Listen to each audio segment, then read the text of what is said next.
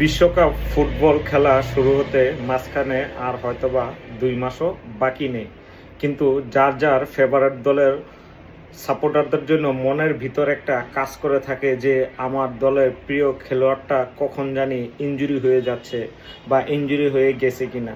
ঠিক সেই কাজটাই হয়েছে আমার ফেভারিট দলের সাথে। আর্জেন্টিনার 3টা ভাইটাল প্লেয়ার ইনজুরিতে পড়েছে। কি যে দুঃখ, কপালে দুঃখ থাকলে যা অবস্থা হয়। 3টা প্লেয়ার কে কে শুনেন? এমিলিনো মার্টিনেজ গোলকিপার, আমাদের বাস পাখি। তারপর হচ্ছে ক্রিস্টিয়ান রোমেরো, মানে আমাদের সেরা ডিফেন্স। তারপর স্ট্রাইকার লাউতারো মার্টিনেজ। কি কপাল যদি খারাপ হয় তাহলে এমন অবস্থায় মাত্র 2 মাস বাকি ফুটবল ওয়ার্ল্ড কাপের, এর ভিতর আমাদের এই তিনটা গুরুত্বপূর্ণ প্লেয়ারই ইনজুরিতে পড়তে হইব, এটা কোনো কথা? তবে বিশ্বকাপ শুরু হতে আর 2 মাস বাকি, এমন সময় কোনো দলেই নিজেদের দলের খেলোয়াড়দের চোটের খবর শুনতে চায় না। এটা আমিও চাইতাম না, কিন্তু কপালের লেখা কি খণ্ডন যায়?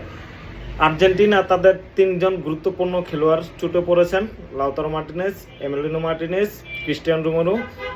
ইন্টার মিলানের স্ট্রাইকার লাউতারো মার্টিনেজ পুরনো চোটের জায়গাতেই আঘাত পেয়েছেন নতুন করে।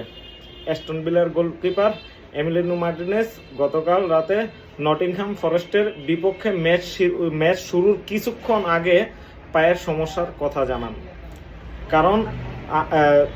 এই কারণে আর খেলতে পারেননি। একই রাতে সান্ডারল্যান্ডের বিপক্ষে 1-0 গোলে হারের ম্যাচে টটেনহামের ডিফেন্ডার অধীনে ক্রিস্টিয়ান রোমেরো চোট পান। কি কপাল আমাদের! তবে ডান হাঁটুর ইনজুরির সঙ্গে সংঘর্ষ হয়নি কিনিস্কির মাথায়, তখনই বোঝা গিয়েছে বেশ ব্যথা পেয়েছেন রোমেরো। মাঠ ছাড়েন বেজা চোখে খুঁড়োতে। 2022 সালে রোমেরো আর্জেন্টিনার দলের গুরুত্বপূর্ণ খেলোয়াড় ছিলেন। শুধু রোমেরো না, এই 3 জনেই 2022 ওয়ার্ল্ড কাপে খুব গুরুত্বপূর্ণ প্লেয়ার ছিলেন।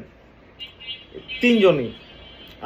দুর্ঘটনা থেকে পাওয়া এই চোটের কথা, তাকে কতদিন মাঠের বাইরে থাকতে হবে তা এখনো নিশ্চিত হয়নি। পরীক্ষা নিরীক্ষার পর তা বলা যাবে।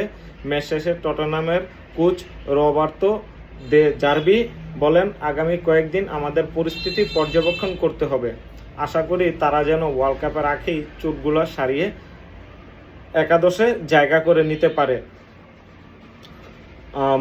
তারপর টটেনহামের কোচ বলেছে, মৌসুমের বাকি ম্যাচগুলো এবং আমাদের লক্ষ্য অর্জনের তাকে খুব প্রয়োজন।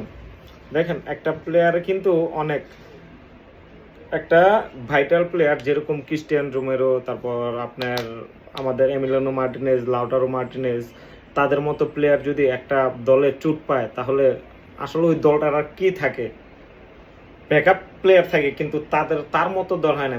যেমন মেসির ব্যাকআপ তো আর আছে, পাইপলাইনে আছে প্লেয়ার, কিন্তু মেসির বিকল্প তো কেউ নাই। এমনই। তো ভালো থাকবেন।